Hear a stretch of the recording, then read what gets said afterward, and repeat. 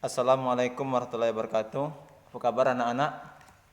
Alhamdulillah hari ini semuanya dalam keadaan sehat sehingga kita bisa bertatap muka dalam pelajaran matematika wajib kelas 12. Apa, apa sudah punya buku paketnya? Alhamdulillah sudah ada. Nah, silakan langsung saja kita buka buku paketnya. Pada halaman daftar isi itu kita dapati pembelajaran kita bahwa materi yang akan kita bahas untuk semester ganjil ini yaitu dimensi 3 dan statistika.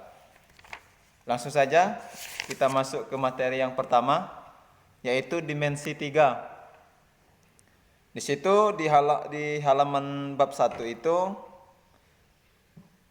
tujuan pembelajaran kita mengenai dimensi 3 ini adalah diharapkan kalian bisa mendeskripsikan jarak dalam bangun ruang, di mana jarak itu yang akan kita hitung adalah jarak antar titik, jarak antara titik dan garis, dan jarak titik ke bidang. Dan diharapkan kalian mampu untuk mengukur atau menentukan jarak tersebut. Jadi itu tujuan dari pembelajaran kita yang berkaitan dengan dimensi 3. Nah, perlu kalian pahami sebelum masuk ke materi intinya atau jadi submateri kita di halaman 3 itu nanti kita akan menentukan jarak titik ke titik, jarak titik ke garis, dan jarak titik ke bidang.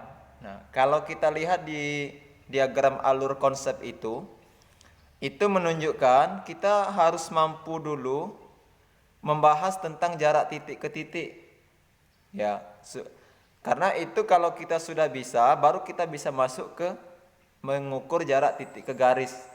Artinya dia harus sistematis. Jadi karena jarak titik ke titik itu syarat untuk masuk ke jarak titik ke garis, dan begitu juga untuk jarak titik ke bidang, syaratnya kita harus paham dulu jarak titik ke titik dan jarak titik ke garis. Kemudian setelah kita mampu memahami dari ketiga submateri itu, kita bisa menggunakannya atau menerapkan konsep itu ke dalam kehidupan kita sehari-hari yang berkaitan dengan dimensi 3 atau jarak pada bangun ruang.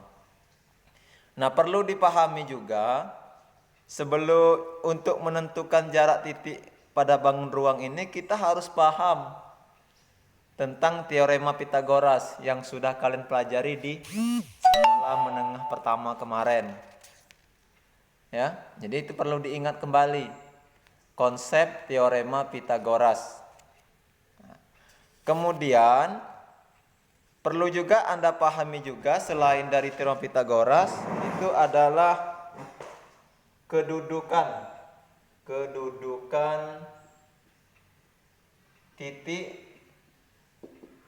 garis, dan bidang pada bangun ruang.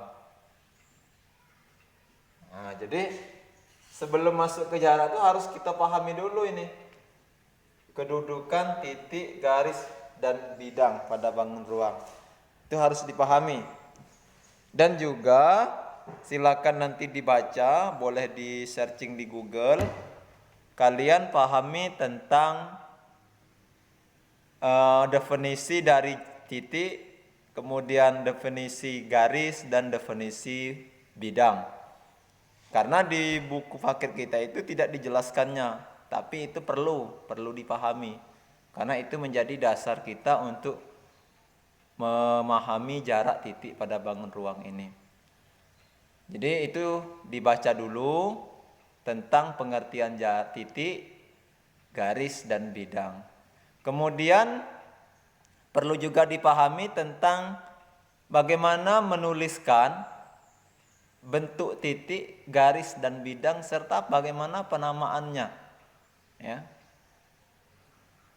Titik itu merupakan pengertiannya adalah